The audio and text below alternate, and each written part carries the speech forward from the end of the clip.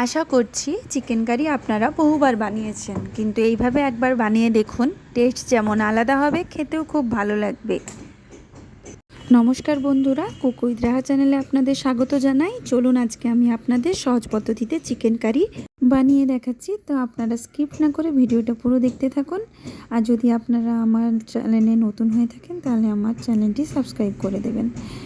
গ্যাসটা অন করে আমি তার মধ্যে একটি কড়াই বসিয়ে দিয়েছিলাম। কড়াইয়ের মধ্যে তেলটা গরম হয়ে যাওয়ার পর আমি তার মধ্যে দুটো তেজপাতা দিয়েছি। এরপর আমি গোটা গরম মশলা দিয়ে দিলাম। দিয়ে কিছুক্ষণ একটু ভাজা হয়ে গিয়েছে। এরপর আমি কেটে রাখা 3টে মিডিয়াম সাইজের পেঁয়াজ এর মধ্যে দিয়ে দিলাম।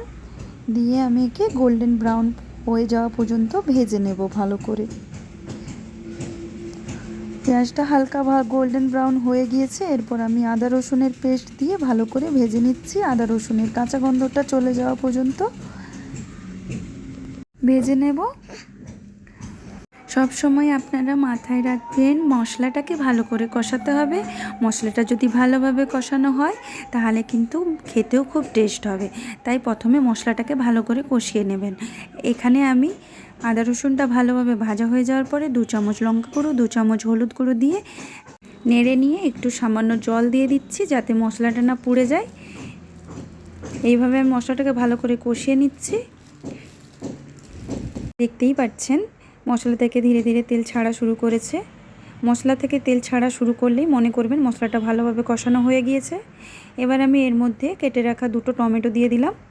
দিয়ে কিছুক্ষণ নাড়ার পর আমি এর মধ্যে 1 চামচ লবণ দিয়ে দিয়েছি। দিয়ে একটু ভালো করে নেড়ে নিচ্ছি। তারপর এর মধ্যে আমি জিরে আর ধনে গুঁড়ো দিয়ে দিলাম 1 চামচ। মশলাটাকে ভালো করে কষিয়ে নিচ্ছি। মশলাটা আমার ভালোভাবে কষানো হয়ে গিয়েছে। এবার আমি আগে থেকে ম্যারিনেট করে রেখেছিলাম মাংসটা হলুদ নুন দিয়ে, সেই মাংসটা দিয়ে দিলাম মশলার মধ্যে।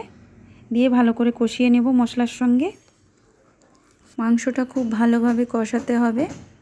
মাংস ভালোভাবে কষানো হলে মাংসের মধ্যে থাকা একটা গন্ধ সেটা চলে যাবে আর মাংসটা ভাজা ভাজা হয়ে যাবে মশলার সঙ্গে।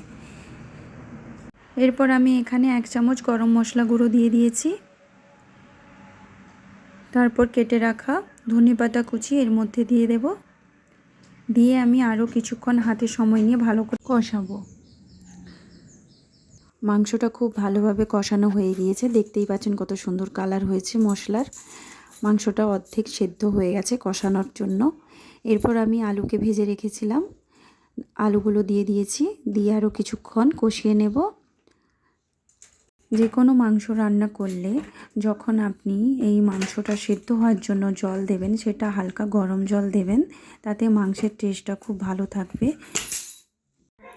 মাংসটাও খুব ভালোভাবে সেদ্ধ হয়ে গিয়েছে, সঙ্গে আলুটাও খুব ভালোভাবে সেদ্ধ হয়ে গিয়েছে। রান্নাটা আমার হয়ে গিয়েছে। আমি গ্যাসটা এবার অফ করে দেব। দেখতেই পাচ্ছেন কত সুন্দর মাংসের কালার হয়েছে। এইভাবে আপনারাও একবার মাংস রান্না করে দেখুন, আপনাদেরও খুব ভালো লাগবে আশা করছি। যদি আপনাদের ভালো লেগে থাকে তাহলে আমার চ্যানেলটি সাবস্ক্রাইব করে দেবেন। আর আপনাদের কেমন লাগলো তা অবশ্যই কমেন্টে জানাবেন। আবার দেখা হবে নতুন রেসিপি নিয়ে। ভালো থাকবেন, সুস্থ থাকবেন।